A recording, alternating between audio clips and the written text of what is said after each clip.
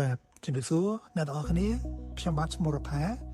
ជាបេក្ខជនជោគជ័យមួយរូបដែលបានជាប់មករស់នៅនិងធ្វើការនៅសហរដ្ឋអាមេរិកតាមរយៈកម្មវិធី EB3 គិតមកទល់ពេលនេះមានរយៈពេលជាង3ខែ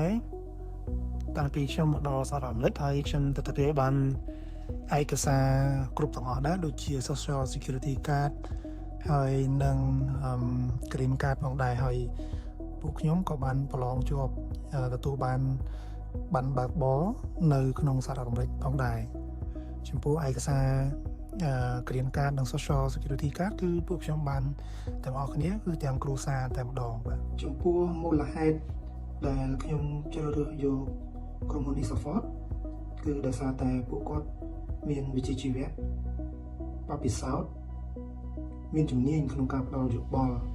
ពីដំណាក់កាលមួយទៅដំណាក់កាលមួយផ្ដល់ព័ត៌មានលម្អិតពីកន្លែងរស់នៅនិងកន្លែងធ្វើការនិងការរៀបចំត្រៀមខ្លួនសម្រាប់ការសម្ភាសន៍ហើយម្យ៉ាងទៀតពួកគាត់តែងតែផ្ដល់ព័ត៌មានថ្មីអំពីខេសរបស់ពួកយើងហើយនឹងស្ថានភាពពាក់ព័ន្ធផ្សេងជាពិសេសពួកគាត់តែងតែលើកទឹកចិត្តពួកខ្ញុំកុំឲ្យបោះបង់គាត់តែងតែឲ្យពួកខ្ញុំថែរក្សាសុខភាពនិងព្យាយាមសន្សំលុយឲ្យបានច្រើនសម្រាប់ការត្រៀមទៅរស់នៅសហរដ្ឋអាមេរិកនេះផងដែរក្រោយពេលខ្ញុំស្នើសុំតាមរយៈកម្មវិធី EB3 នេះខ្ញុំចំណាយពេលរហូតដល់ទៅ4ទៅ5ឆ្នាំដោយសារតែពេលដែលខ្ញុំចាប់ផ្ដើមដាក់ពេលនោះក៏មានជំងឺ Covid កើតឡើងហើយបើសិនជា process ធម្មតាគឺអាចនឹងលឿនជាងនេះហើយភាពជោគជ័យដែលខ្ញុំទទួលបាននេះ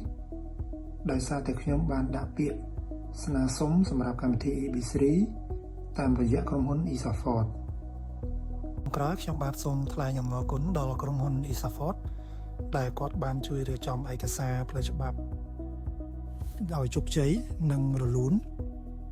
សម្រាប់ក្រុមគ្រួសារខ្ញុំបានមករស់នៅនិងធ្វើការនៅសហរដ្ឋអាមេរិកនេះពួកគាត់ជួយសម្របសម្រួលនិងsupport ពួកខ្ញុំតាំងពីខ្ញុំនៅកម្ពុជារហូតដល់ពួកខ្ញុំមកនៅសហរដ្ឋអាមេរិកទទួលបានឯកសារគ្រប់គ្រាន់និងទទួលបានការងារគ្រប់លក្ខខណ្ឌបាទសូមអរគុណដល់ទៀតបាទ